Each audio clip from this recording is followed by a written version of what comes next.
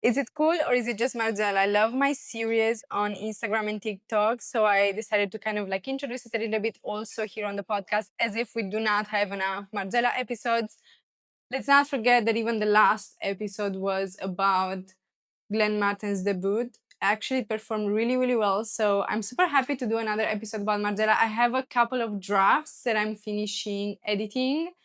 I hope to finish this week as well. So it's gonna be a little bit of a spam here on the pod. I hope you guys will enjoy nevertheless. Do not start this without grabbing your drink of choice because we have a lot to talk about. I have my third espresso of the day. I'm actually in Italy right now visiting my family.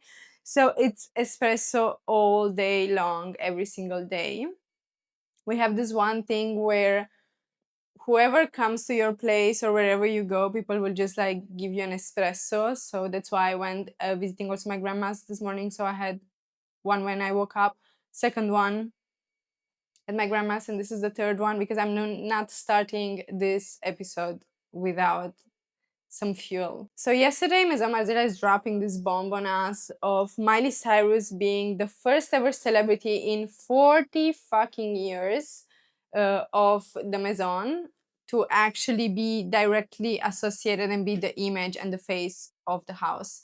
So very interesting because, you know, I know everyone knows in the OG founding codes of the house, Martin Margiela did not want, or he couldn't even afford, by the way, to have celebrities slash even like top models. You know, it was the time like end of the 80s, beginning of the 90s, where like top models were like becoming everything, like the it girls of the time that you actually had to pay a lot to like have working for you as a designer and as a brand. I mean, there's also this famous quote, right, that was saying something like that they wouldn't get out of bed for less than 10K. So you guys can imagine. But just like in general, it then became kind of like a strategy, like an anti marketing strategy, an anti celebrity strategy because of the fact that the faces were covered, the clothes were actually becoming the main character. And obviously this was key for a designer like Margiela that loved and enjoyed like just playing with things, deconstruction, and whatever the rest it is, you guys know already. I want to focus on the campaign because I have some thoughts also concerning the artisanal show of Glenn Martens, because we have seen every single model walking down the runway with their masks, and like their face covered, right, with these beautifully crafted masks that also they did like the makeup videos on TikTok. I died. I loved when I saw that. I love to see like the behind the scenes, especially when I see how things are made, because I know nothing about clothes like making clothes or like production or whatever. So I'm always excited to get that like bite into things, into the behind the scenes. Also, by the way, was it Mista that does this whole like how to make shoes series on TikTok?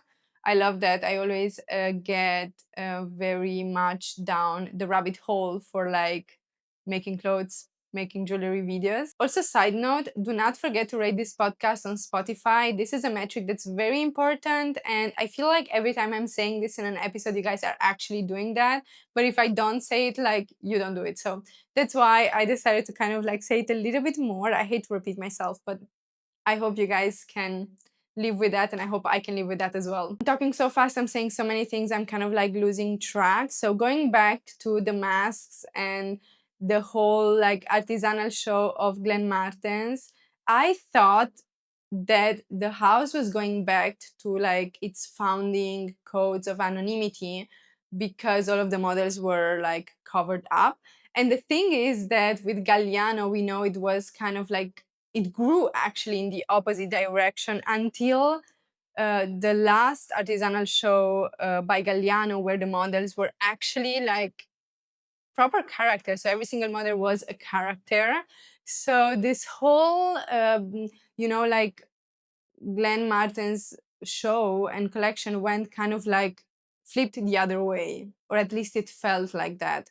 So now I'm wondering, now my question is, where are we going? Like, also, by the way, everything that Glenn Martens is posting on Instagram, I'm wondering if it's like, is it a hint? Like, anything can be a hint. Anything is a hint until like we see the first show in October. So excited for this, you guys. So, like, seriously, I'm like counting the days. Let's talk about the campaign for a sec. So, Paolo Roversi, one of my favorite photographers, he has an amazing style that's kind of like, it feels old but contemporary.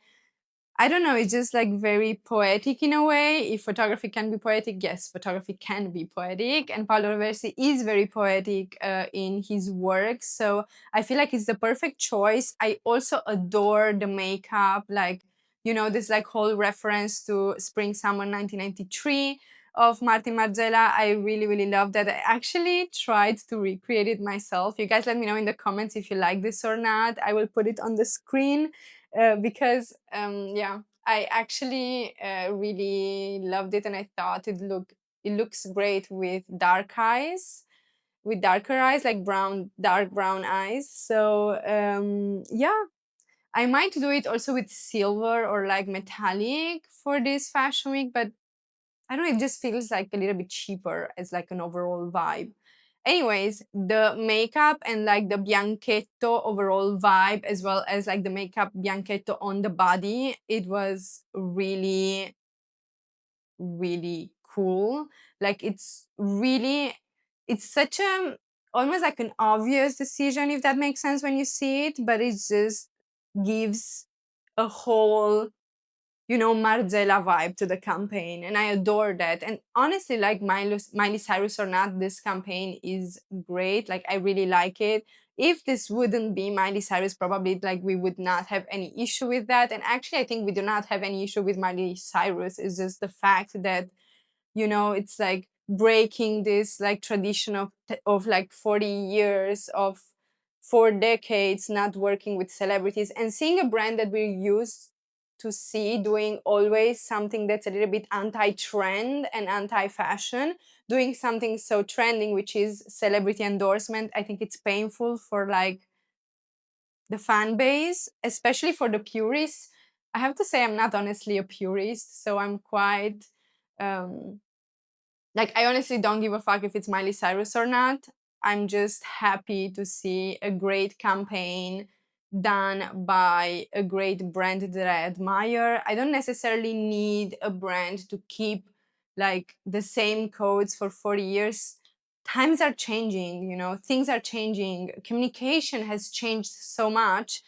I would have maybe expected just a slightly more unconventional decision, but in today's economy, guys, honestly, like, who gives a fuck? Like, let's just do what works. I just wonder, like, is this like a new target audience that Margiela is trying to reach? Because if that, I thought it was already quite mainstream.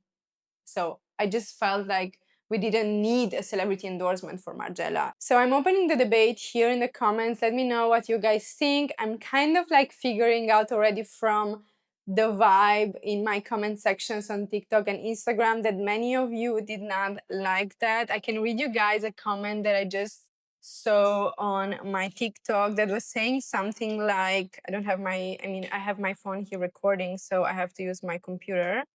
But I'm understanding already, like I posted maybe like 5 minutes ago, that the overall vibe and feeling that you guys have is that having a celebrity endorsement is really anti-Margiela somehow. It's always like it's really anti what Margiela stands for.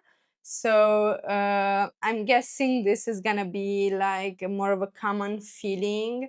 Also, someone is saying, I love the campaign, but it's like the celebrity thing.